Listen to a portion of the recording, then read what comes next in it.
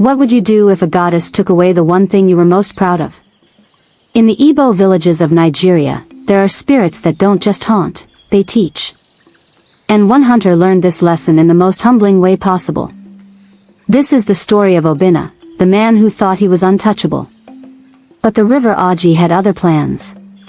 In the quiet village of Mmirioma, nestled between thick forests and winding rivers, there lived a hunter named Obinna. He wasn't just any hunter. He was the kind of man who walked into a room and commanded attention. Tall, strong, and blessed with the kind of looks that made people stop mid-conversation. But it wasn't just his appearance that set him apart. Obinna had confidence, the kind that bordered on arrogance. He moved through life as if the world was designed specifically for his pleasure. Every gesture, every word, every glance seemed calculated to remind others of his superiority. And the village? They watched. Some with admiration. Others with envy. But everyone watched. The stories about Obinna were endless. A blacksmith's daughter seen leaving his compound at dawn, her wrapper hastily tied. A trader's niece who suddenly became shy whenever his name was mentioned in conversation. The village elders frowned. The young men bristled with jealousy. And the women? Well, some giggled. Others warned their daughters. But none could deny the magnetic pull he seemed to possess. Obinna didn't just accept this attention, he thrived on it. He'd stroll through the market with his chest out, greeting elders with a grin that said more than words ever could. His hunting skills were impressive, yes, but what truly defined him was his unshakable belief in his own invincibility. He genuinely believed that no force, human or spiritual, could touch him. Every culture has its warnings. Every society has its elders who've seen the patterns repeat across generations. And in Mmirioma, those elders knew something that Obinna had yet to learn: pride always has a price. One particular evening, after Obinna spent hours at the village square boasting about his latest romantic conquest, an old man named Izugo approached him. Izugo was different from the other elders. He didn't lecture often. He didn't raise his voice. When he spoke, it was brief, deliberate, and usually worth remembering. People said he'd lived through 3 generations and had seen things that would make younger men question reality itself. "Obinna, do you know why the river is so quiet?" Izugo asked, his weathered face expressionless. Obinna smirked, taking a long drink from his calabash of palm wine. "Because it has nothing to say, old man. It's just water." Izugo didn't react to the disrespect. He simply continued in that same measured tone. "No. It's quiet because it's listening. And when a river listens long enough, it remembers. There is a spirit in the Oji, Mmirioma, the river goddess. She is beautiful beyond mortal comprehension, and she chooses one man every generation. Not to love. Not to bless. To humble." The younger men around the fire chuckled nervously. Everyone knew the stories about Mmirioma, but most treated them as folklore, tales to scare children or entertain during festivals. Obinna laughed openly. "Let her try, old man. I'd be happy to meet this goddess. Maybe she needs to learn what a real man is like." The laughter around the fire stopped. Even Obinna's closest friends shifted uncomfortably. "You didn't joke about the river spirits. Not like that. Not with that level of disrespect." Izugo stood slowly, his joints creaking with age. He looked at Obinna with something that might have been pity. A man who worships his own strength will one day kneel before what he mocked. "Remember that I warned you." But Obinna had already turned away, calling for more palm wine, his laughter echoing into the night. He didn't believe in river spirits. He didn't believe in consequences that couldn't be charmed, fought, or outrun. He believed in himself. And that unwavering self-belief was about to lead him somewhere he never imagined. The next 2 days passed normally. Obinna went about his usual routines, hunting in the morning, flirting in the afternoon, drinking palm wine in the evening. He'd already forgotten about Izugo's warning. Or rather, he dismissed it as the rambling of an old man who was jealous of youth and vitality. But on the 3rd night, something changed in Mmirioma. The moon rose over the village, but it wasn't its normal color. Instead of the gentle silver that usually lit the pathways between huts, the moon glowed a deep, unsettling red. Not the soft orange of a harvest moon, but a crimson so intense it looked like the sky itself was bleeding. The entire village felt it. Dogs that normally barked at every shadow now whimpered and hid under their owners' huts. Crickets that filled every night with their familiar chorus fell completely silent. Even the wind seemed to hold its breath. Mothers pulled their children inside. Fathers checked the locks on their doors. Something was wrong, and everyone could feel it, everyone except the one it was meant for. Obinna woke up drenched in sweat, his sleeping mat soaked through. His heart was racing, but he didn't know why. He hadn't been running. He hadn't been having a nightmare. At least, not one he could remember. But then he heard it. A voice. Not loud. Not shouting. In fact, it was barely a whisper. But it wasn't coming from outside his hut. It was inside his chest, resonating in his ribcage like someone speaking directly into his bones. Come to me, Obinna. Come to the river. He sat up, looking around his dark hut. Nothing. No one. Just shadows and the red moonlight filtering through the gaps in his walls. He lay back down, pulling his wrapper over his head, trying to ignore it. Just a dream. Just his imagination. Too much palm wine. Too much sun during the hunt. But the voice came again, more insistent this time. Come to me. You've been called. This time it wasn't just a voice. It was a pull.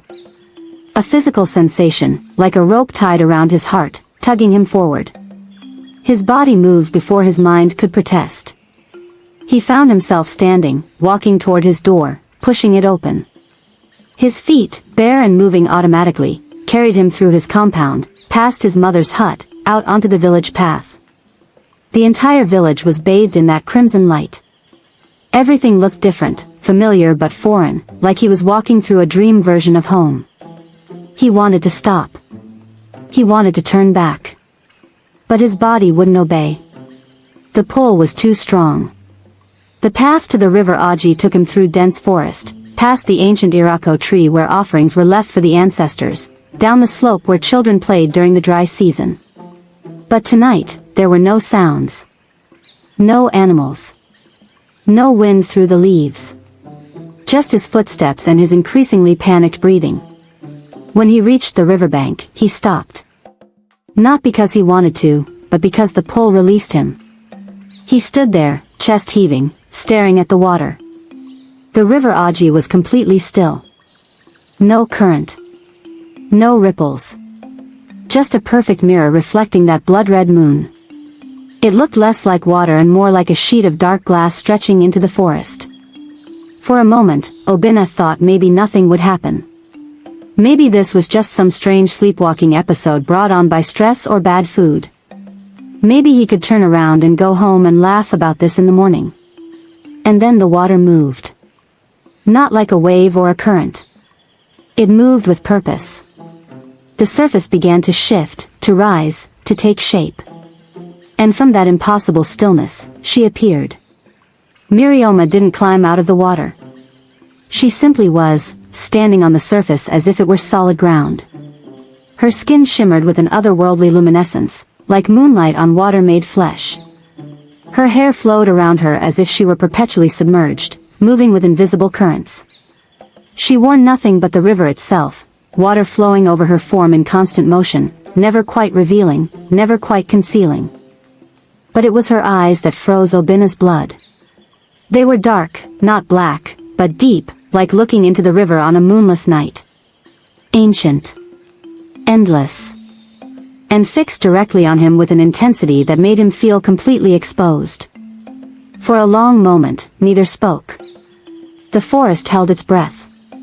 The river ceased its flow. Even Obinna's heart seemed to pause between beats.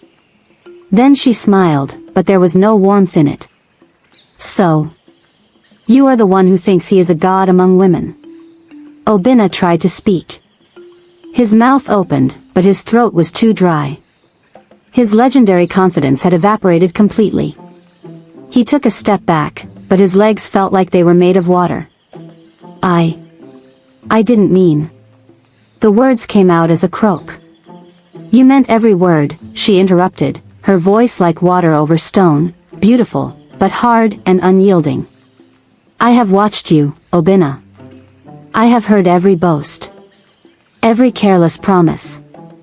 Every heart you've taken for your own amusement. Do you even know the names of all the women whose lives you've touched and discarded? Obinna's mind raced through memories, and shame, an emotion he rarely felt, began to creep through his chest. He couldn't remember all of them. Some were just faces. Some were just nights that blurred together in his mind. She stepped closer, still on the water's surface, and with each step, small ripples spread outward. You have been careless with something sacred. Love. Trust. Intimacy. You've treated them as toys for your entertainment. And in doing so, you've awakened me. Please, Obinna finally managed to say, his voice breaking. I'm sorry. I'll change. Sorry? She tilted her head, studying him like he was a curious insect. Sorry is what children say when they're caught. You're not sorry for what you've done. You're sorry that you're facing consequences. She was right. Even in his terror, Obinna knew she was right. Every apology he'd ever given had been strategic, words to get him out of trouble, not genuine remorse. I have taken from many men, Mmirioma continued, circling him slowly. I've taken wealth from those who hoarded it. I've taken health from those who abused it. I've taken voice from those who used it to deceive. And from you, Obinna, I will take what you treasure most. Obinna's blood ran cold. What do you mean? She stopped directly in front of him, close enough that he could feel the cold radiating from her form. Not your life. Not your body. But your pride. Your confidence. The fire that drives your endless conquests. I will take your desire itself. The very essence of what makes you feel like a man. No, Obinna whispered, finally understanding the full weight of what she was saying. No, please, anything but. You should have listened to the elders, she said softly, almost gently. But you didn't. And now you'll understand what it feels like to be empty. To be hollow. To exist without the thing that defines you. She raised one hand, and the river exploded upward. Water wrapped around his legs with the strength of iron chains, pulling him off his feet. He tried to scream, but water filled his mouth, his nose, his lungs. The world became a swirling darkness, cold and absolute. In that drowning darkness, Obinna felt something being pulled from him. Not physically, nothing was cut or removed. But something essential was being drawn out from the core of who he was. His confidence. His drive. His passion. His desire. The fundamental spark that made him Obinna was being extracted like venom from a wound. He couldn't breathe. Couldn't think. Couldn't fight. All he could do was feel that essential part of himself being taken away, leaving behind a hollow ache that felt worse than any physical pain he'd ever experienced. The sensation seemed to last forever, being suspended in that cold darkness while piece by piece, his very essence was stripped away. His arrogance. His swagger. His ability to feel attraction or passion. Even his basic confidence in who he was as a person. All of it being drawn out like water from a well, leaving nothing but emptiness behind. And then, just when he thought he might actually die in that darkness, the water released him. When the sun rose over Mmirioma the next morning, a group of women going to fetch water found Obinna lying on the riverbank. He was soaked, shivering despite the warm morning air, staring at nothing. At first, they thought he might be dead. But when they approached, he blinked, slowly sitting up. Obinna, are you all right? What happened? One of the women asked, ironically, one of the same women he'd charmed and abandoned months earlier. He looked at her, and she gasped. His eyes were different. Empty. haunted. The spark that had always made him so magnetic was completely gone. It was like looking at a shell of the man who used to be. I don't know, he mumbled, wrapping his arms around himself. I can't remember. But that was a lie. He remembered everything. Every word. Every moment. The feeling of drowning. The sensation of having something vital ripped away. The cold emptiness that now filled the space where his confidence used to be. He just couldn't bring himself to speak about it. How do you explain to someone that you've been hollowed out by a goddess? That the very thing that made you feel alive has been taken away? The women helped him back to his compound, calling for his mother, spreading the news through the village. Within hours, everyone knew something had happened to Obinna at the river. And while no one said it directly, everyone remembered Izugo's warning from 3 nights before. By midday, the entire village was talking. Some said he'd been cursed. Others said he'd finally met his match and it broke him. The more superstitious whispered about Mmirioma, about how she'd finally claimed another victim. But regardless of what people believed, everyone could see the change. Obinna sat in his hut, staring at the wall, feeling absolutely nothing. No hunger. No thirst. No desire of any kind. It was like existing behind a thick pane of glass. He could see the world, hear it, but he couldn't connect to it. Couldn't feel part of it. His mother brought him food. He barely touched it. She asked him questions. He barely responded. She finally sat beside him, taking his hand, tears streaming down her face. My son, what has happened to you? Please, talk to me. Obinna looked at her, and for the first time in his adult life, tears filled his eyes. Mama, he whispered, his voice breaking, I think I've lost myself. And I don't know how to get back. That evening, as the sun set over Mmirioma, Izugo came to visit. He sat across from Obinna in silence for a long time, just observing. Finally, he spoke. She took it from you, didn't she? Your fire. Obinna nodded, unable to meet the old man's eyes. Do you understand why? Because I was arrogant. Because I hurt people. Because I needed to learn. Izugo nodded slowly. Those are all true. But there's something else you need to understand, Obinna. What she took from you, it can be returned. But not easily. And not without a price. For the first time since the river, Obinna felt a flicker of something. Not hope exactly, but maybe the possibility of hope. How? What do I have to do? That, the old man said, standing to leave, is something only you can discover. But I will tell you this, the path back to yourself runs through the very thing you've spent your life avoiding. What's that? Humility. True, deep humility. Not the kind you perform for others, but the kind that transforms you from the inside. Izugo paused at the doorway. The goddess didn't destroy you, boy.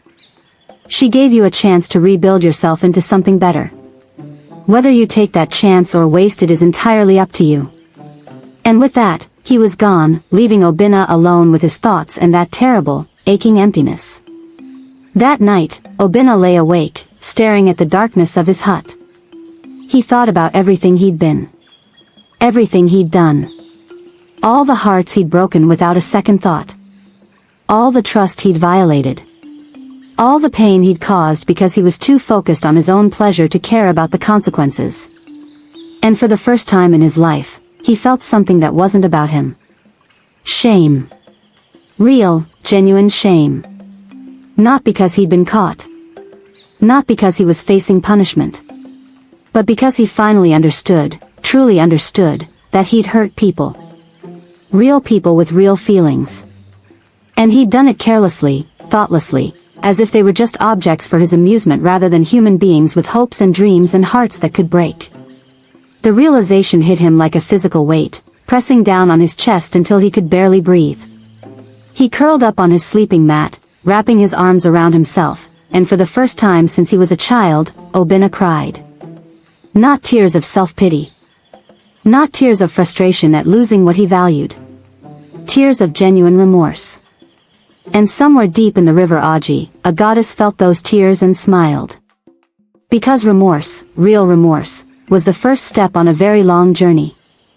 Days turned into weeks. The village watched as their most vibrant member became a ghost. Obinna stopped hunting. Stopped socializing. He'd sit outside his hut for hours, staring at nothing, lost in thoughts he couldn't share. Women who'd once competed for his attention now spoke of him with pity. Men who'd once envied him now looked away in discomfort. But something was changing inside Obinna. Slowly. Almost imperceptibly. The crushing weight of emptiness was still there, but beneath it, something else was growing. Understanding. Not intellectual understanding, but soul-deep comprehension of what he'd done and why it was wrong. He started thinking about the women. Not as conquests or stories to tell, but as actual people. Adana, the palm wine seller's daughter, who'd believed he was going to marry her. Chinyu, the widow who'd thought she'd found companionship after years of loneliness. Ngozi, the young maiden who'd trusted him with something precious and watched him laugh about it with his friends the next day. Each memory was like a knife to his heart, but he didn't look away from them anymore. He couldn't. Because looking away had been his problem all along. 1 month after the red moon, Obinna made a decision. He had to go back to the river. Not because he wanted to. The thought of facing Mmirioma again terrified him more than anything he'd ever experienced. But Izugo's words kept echoing in his mind. The path back to yourself runs through humility. And if there was any chance at all, of reclaiming even a piece of what he'd lost, he had to try. But more than that, he needed answers. He needed to understand what came next. Because this empty existence wasn't living, it was just waiting to die. That evening, as the sun began to set, Obinna told his mother he was going for a walk. She looked at him with worry in her eyes but didn't try to stop him. Maybe she understood that this was something he had to do. He walked the familiar path to the river Aji. This time, there was no pull. No voice in his chest. No supernatural force dragging him forward. This time, he went of his own choice, which somehow made it more terrifying. The forest was alive with normal sounds, crickets, night birds, the rustle of small animals in the underbrush. Everything was as it should be, which made what he was about to do feel surreal. When he reached the riverbank, the water was flowing normally, reflecting the orange and purple of the sunset. It looked like any other river. Ordinary. Peaceful. He almost convinced himself that everything that had happened was just a fever dream. But then he remembered the emptiness inside him, and he knew it was all too real. Obinna stepped to the water's edge. His heart was pounding. His hands were shaking. But he forced himself to speak. "I've come back. I know you can hear me. I know you're there." For a long moment, there was nothing. Just the sound of water flowing and wind through the trees. Just an ordinary river on an ordinary evening. Then, slowly, the water began to glow. Soft at first, then brighter, like bioluminescent algae spreading across the surface. The normal sounds of the forest faded away. The air grew cold. And from the center of that glowing water, she rose. Mmirioma looked exactly as she had before, otherworldly, beautiful, terrifying. She stood on the surface of the water, regarding him with those ancient, endless eyes. "So," she said, a slight smile playing at the corners of her mouth, "the proud hunter returns. Tell me, Obinna, how has life been without your fire?" Obinna took a deep breath. He could lie. He could try to play it off as not that bad. But something in him knew that lies wouldn't work here. Not with her. Not with this. "Empty," he said honestly. "Like I'm not really alive anymore. Just existing. Going through motions without feeling anything. And what have you learned from this emptiness?" This was it. The moment everything depended on. Obinna thought about all those sleepless nights. All those memories he'd finally allowed himself to truly see. All that shame and remorse that had been crushing him. That I was cruel, he said quietly. Not intentionally, maybe, but that doesn't matter. I hurt people. Real people with real feelings. I took what I wanted without caring about what I left behind. I treated hearts like trophies and people like objects. And I never stopped to think about it because I was too focused on myself to see the damage I was causing. Mmirioma regarded him silently, her expression unreadable. The river continued to glow around her, and somewhere in the distance, a night bird called. Pretty words, she finally said. But are they true? Or are they just what you think I want to hear, so I'll give back what I took? Obinna met her eyes, even though it took every ounce of courage he had. I don't know if I've truly changed. I don't know if a month of suffering is enough to undo years of selfishness. But I do know that I can't go back to who I was. Even if you gave everything back right now, I couldn't be that person again. Not after understanding what it feels like to be empty. Not after finally seeing what I did to others. She stepped closer, walking across the water's surface until she was just a few feet away from the shore where he stood. Her eyes searched his face, as if looking for something beneath the words. Most men who return to this river beg, she said softly. They make promises they have no intention of keeping. They bargain and threaten and plead. You're the first in many generations to simply tell the truth. She circled him slowly, still on the water while he remained on solid ground. You came back. That takes courage. Foolish courage, perhaps, but courage nonetheless. Most men who lose what you've lost simply give up. They let the emptiness consume them until there's nothing left. But you chose to face me again. Obinna didn't know what to say to that, so he said nothing. He just waited, his heart pounding, wondering if she was about to take even more from him. Wondering if there was anything left to take. Mmirioma stopped in front of him, her expression still unreadable. I could send you away unchanged. Let you live out your days in that empty state. Let it be a permanent reminder of what happens when men treat others as less than human. Part of me wants to do exactly that. Please, Obinna whispered, and he wasn't even sure what he was pleading for anymore. Not just to have his old self back, but for any path forward that wasn't this endless hollow existence. But, she continued, that wouldn't serve my purpose. I don't punish for punishment's sake, Obinna. I teach. And you. She tilted her head, studying him. You might actually be capable of learning. She raised one hand, and Obinna flinched, expecting pain. But instead, she simply pointed toward the deeper part of the river, where the water was dark and mysterious.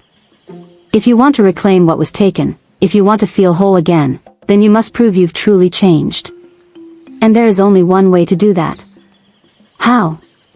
Obinna asked, his voice barely above a whisper. Tell me what I have to do. Mmrioma's smile widened, but there was something in it that made his blood run cold. You must walk into the river, she said. You must surrender yourself completely to the water. And you must face what waits for you in the depths. Not a test of strength. Not a test of courage. But a test of truth. In those depths, you will confront the pain you've caused. You will feel what they felt. Every woman whose heart you broke. Every moment of trust you violated. Every consequence you never bothered to consider. You will experience it all, not as an observer, but as if it happened to you. Obinna felt his knees weaken. The thought of experiencing all that pain, all that heartbreak, all that humiliation, it was more terrifying than anything he could imagine. And if I can't handle it? If it breaks me? Then you will drown, Mmirioma said simply. Not in water. But in the weight of your own actions. You will remain trapped in that darkness forever, living out an eternity of consequence. Many men have entered those depths, Obinna. Very few have returned. She stepped back, gesturing toward the dark water. But if you do return, if you survive the truth of what you've done and emerge on the other side, then what was taken will be restored. Not all at once. Not immediately. But gradually, as you prove through your actions that you've earned the right to carry it again. Obinna stared at the dark water. Every instinct screamed at him to run. To refuse. To accept the hollow existence rather than risk drowning in an eternity of pain. But something else, something that hadn't existed in him a month ago, pushed him forward. If there was any chance of redemption. Any chance of becoming better. Any chance of making things right, he had to take it. How long do I have to decide? He asked. Myriooma's smile faded. Until the moon rises fully. Once it clears the trees, the offer expires. And you will live the rest of your days as you are now, a shell of a man, empty and hollow, a warning to others about the cost of careless cruelty. She began to sink back into the water, her form becoming more translucent. Choose wisely, Obinna. This is your only chance. There will not be another. Wait, he called out. What's down there? In the depths? What exactly will I face? She paused, only her head visible above the surface now. The truth, she said simply. In all its terrible, beautiful, unavoidable clarity. The truth of who you were. The truth of what you did. And the truth of who you could become if you're strong enough to accept it. And then she was gone, dissolved back into the river, leaving only that eerie glow on the water's surface. Obinna stood alone on the riverbank, staring at the dark water that waited for him. Behind him, through the trees, he could see the first edge of the moon beginning to rise. He had maybe an hour. Maybe less. He thought about his mother. About his friends. About the life he'd had before all this started. About the life he'd been living this past month, hollow and empty but safe. At least he was alive. At least he wasn't in pain. But was that really living? Was a life without feeling, without passion, without purpose really worth preserving? He thought about all the women he'd hurt. Adana. Chinyu. Ngozi. So many others whose names he'd forgotten or never bothered to learn. They had to live with what he'd done to them. They had to carry that pain and humiliation and broken trust. Didn't he owe it to them, and to himself, to at least try to understand what he'd put them through? The moon continued its slow climb above the trees. Time was running out. Obinna took a step toward the water. Then another. The river lapped gently at his feet, cold and dark and full of unknown terrors. He thought about Izugo's words. The path back to yourself runs through humility. Through facing what you've been avoiding. Through accepting the full weight of your actions and their consequences. This was that path. Dark. Terrifying. Possibly fatal. But it was the only path forward. Obinna took a deep breath, closed his eyes, and... To be continued in part 2. Kindly subscribe to this channel and turn on the notifications bell to get notified once a new episode has been dropped.